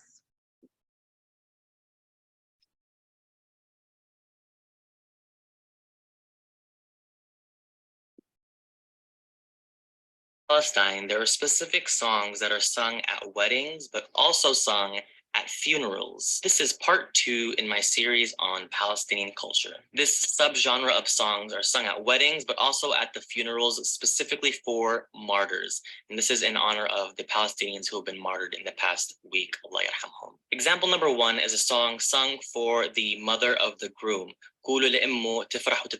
which means tell his mother to be happy and to rejoice, obviously because her son is getting married. But that exact same line is also sung to the mother of a martyr, telling her to be happy and to rejoice. Because in Islam, which is Palestine's majority religion, it's believed that if you die a martyr, you are guaranteed a place in heaven, which is obviously what every Muslim parent wants for their child. So it's devastating and painful that he's no longer there with her, but they're telling her to be happy because he's going to spend all of eternity in paradise, and she doesn't have to worry whether he's going to make it to heaven or not. And so they'll sing to her, قولوا لأمه تفرح وتتهنى ترش الوسايد بما ورد وحنا. But a popular continuation of the lyrics for the mother of the martyr will go يم الشهيد الله يصبر قلبك ابنك بالجنة توكل يا ربك. Example number 2 is the song سب العيون وماد إيده يحنوله, which kind of means like she or he closed her eyes, put out her hand so that they could put henna on it. This is a song that can be sung to either the bride or the groom at their respective henna. So traditionally, the night before the wedding, both the bride and the groom have a henna party at their respective houses where their family puts henna on their hand, and it's essentially like the transition between singlehood and marriage. And so they'll sing to them سب العيون ومدد ويحنوا خسرورك بالمنديل يلفوا. In this instance, they're saying they're closing their eyes in a sense that like they're kind of shy and they're like looking away while they're putting henna on their hand. And so they're kind of like closing their eyes. And then that their waist is being tied with a scarf or with a piece of fabric. And this is referring to the traditional Palestinian clothing for both the men and the women, where a fine and often luxurious fabric is wrapped around their waist as a belt as part of their wedding outfit. Which is why sometimes you'll hear, instead of the word mendil in the song, they'll say kashmir, which is a really fine silk fabric used for that belt. Now this song, his exact lyrics are also sung for the martyr. But rather than singing that he closed his eyes because he was shy, here they're saying he closed his eyes because he passed away. But how does the henna relate to a martyr? Henna in Palestinian culture can be expressed as a general symbol for joy and happiness. And like I mentioned, in Islam, martyrdom guarantees you a ticket to heaven. So they're saying that they're symbolically putting henna on his hand because he's going to heaven. It's not literal. They don't actually put henna on his hand because that wouldn't be allowed in Islam. It's more of an expression that this is just a joyous moment. And then the lyrics about the fabric wrapped around the waist, here they're referencing the Muslim tradition of burying the dead in a white fabric. And that's the fabric that they're referencing in this part of the song. Now, as much as these people shouldn't have to be going through all of this to be so positive, it's still extremely humbling to see just how much faith these people have in Allah despite what they've gone through. And it's really just a testament of their faith and that they truly believe in the afterlife and that pleasing Allah and making it to Yeah, so his videos are really good, but he does he is practicing devout Muslim, so he does include a lot of Muslim references into his videos. But I think I highly recommend you follow him. He goes a lot through the culture. But we don't have time to watch the second video, but I do encourage you all to go through the PDF and watch it, and definitely follow him. He's really good at this. But I think what is also significant is not only what he said, where these are things that are said in joyous times and in sad times as seen as comfort, but also he has another video that I could not find where he was talking about they would use these songs as ways to actually sneak out messages during when someone was jailed, or for example when they wanted to let someone know that they were okay and they wanted to speak kind of in code. So I think that's also what's beautiful, is that this is not only, I think a lot of us who have gone to Palestinian weddings or grew up, you always see it and you're always like, oh, it's so cute, but it's like you're realizing the significance beyond that, that it's not only this, like this was used as a way of communicating, and as a way of resistance, as a way of celebrating the good, as a way of commemorating the bad, as a way of coming together again. And you notice this in a lot of Palestinian culture. It's a lot about the communal aspect of doing this together as a community. Like you can't sing these songs really on your own. Usually there's a leader and people are following. It's also the intergenerational connection. So it's, you learn this and you teach it to your kids, and it's like this kind of secret language that's being spoken. And I think that's what I love about this. And I think it's really, really beautiful. I can keep going, but for the sake of time, I'm not. But if anyone has any questions, feel free to put it in the chat, or if anyone has any personal, experiences with this as well. Thanks, Danya. Yeah, I'm gonna encourage everyone to keep going in the chat. I have one more video that we can't end Palestinian culture without, so we can't skip it. We're not going to talk too much about it. I'm just going to play the video and they'll explain, and then we have one more thing to wrap up before we finish for today.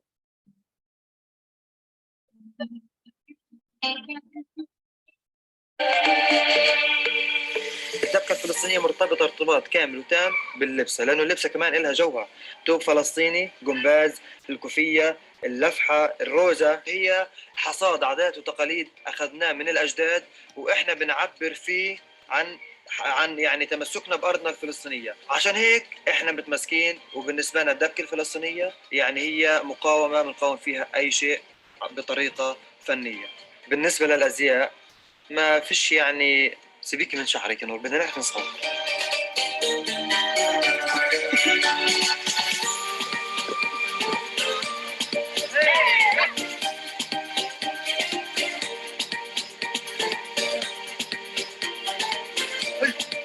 يلا مش عمر معين للدبكة، بأي عمر؟ ولا في كمان مميزات، لأنه الدبكة للجميع، يعني احنا كمان بنشوف ناس مش فلسطينية ولا عرب بيدبكوا الدبكة الفلسطينية، وبدنا كل العالم تعرف الدبكة الفلسطينية عشان لما يعرفوا الدبكة الفلسطينية يعرفوا عن انه فلسطين محتلة ومسروق منها تراثها وهويتها. هذا اللي احنا يعني بدنا اياه يعرفوه الاجانب قبل العرب. الدبكة الفلسطينية تعني لي هوية وتعني لي جمال وتعني لي قضية بحد ذاتها، لذلك احنا لا نسمح ولن نسمح لأحد انه يقدر يطمس تراثنا.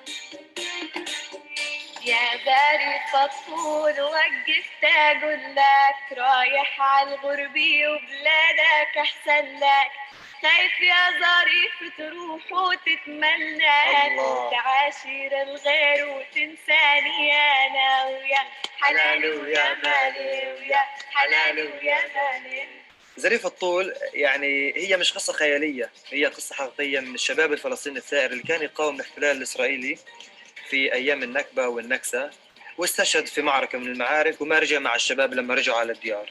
فظريف الطول كلمات وهو شهيد وصارت تتردد من الأجداد لما وصلتنا إحنا. يا ظريف الطول يا سن الضحوك يلي راضي في دانا مكوابك، يا ظريف الطول يوم الغرام شعر راسي شاب والدار محانا. يعني هذا يا جماعة البيت بيحكي عن الوجع الفلسطيني، بيحكي عن الهجرة، بيحكي عن النكسة، بروي وجع الغربة. أو ما بتروح في أي مكان لتلاقي فلسطيني مغترب عن بلده اللي سرقها الاحتلال الإسرائيلي.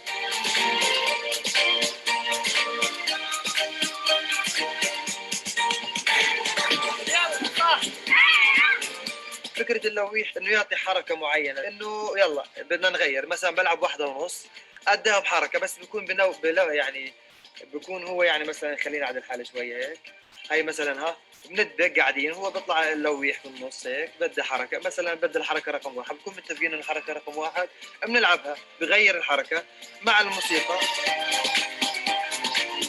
أنا لما بدك بحس بانتماء، بحس بجمال، بحس بالثورة الفلسطينية، بحس بكل شيء تعنيه كلمة فلسطين.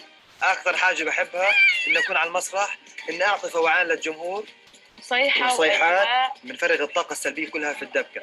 عشان هيك في المسرح بتلاقينا ناس ثانيين هي صيحة واطلع وانزل، وبنحاول نروح دائما للخرق اللي بنسميه خرق الطاقة والخرق الموجود، لأنه إحنا بنحب النور، بنحب ننبسط، وبنحب نثبت للعالم غزة مش موت وقتل وطخ، لا بنحب إحنا كمان الحياة، والدبكة بتمنحنا حياة رغم إنه إحنا موجودين في جزء من هاي الحياة. نور بسألني إيش المناسبات اللي بتروحوا عليها؟ أعراس، مهرجانات، حفلات، كل شيء. إحنا لدرجة بكل مكان بتلاقينا. لدرجة افتتاح محل، شاب بده يفتح محل بتكون الدبكة موجودة، تخيلوا لوين؟ ما بالك المناسبة الكبيرة، اليوم الوطني، الاحتفال، العرس، ويلا قمت ندبك، زقنا واحنا قاعدين ندبك. يلا.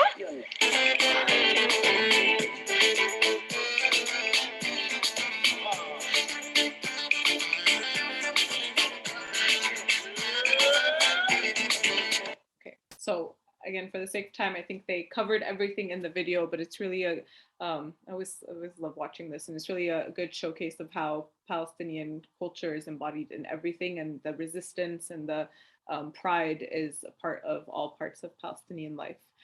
The last thing that we for today we want to end on, and then I'm going to share something that did you want to say something? Go ahead.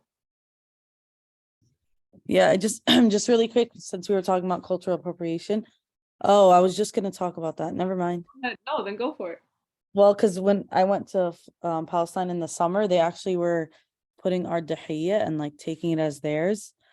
So I know this is probably the same video. We went to a wedding in the Quds, and this is what happened exactly. So I just wanted to add that. Wait, I'll play the video and then do you want to explain if you want to explain more?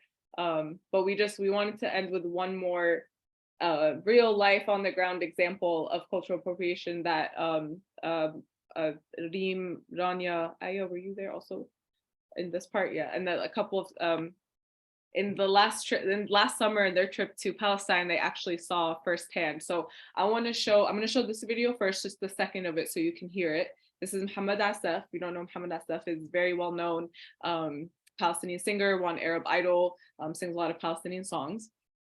So here, this part is he's singing traditional Palestinian song, and then I'll show this video of Israeli settlers doing something.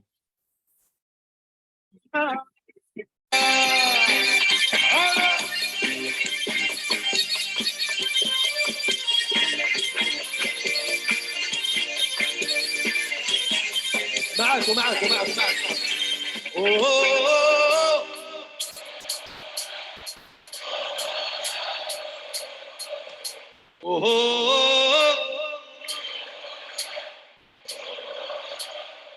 يلا عاشوا.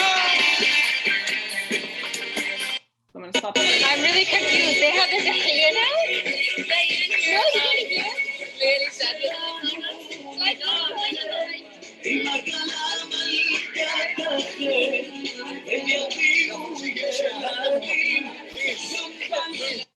Okay, so did you all hear what did you hear? I'm gonna say it.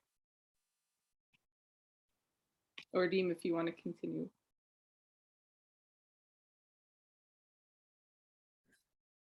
So they kind of like made our song into like their own. I don't know how to explain it exactly, but like it was at a wedding of theirs, and like they were playing it like it's their own music, and it was really, really frustrating. Like to see it like not live, but like yeah, I guess live. So that's it. That's all I wanted to add, but it was sad.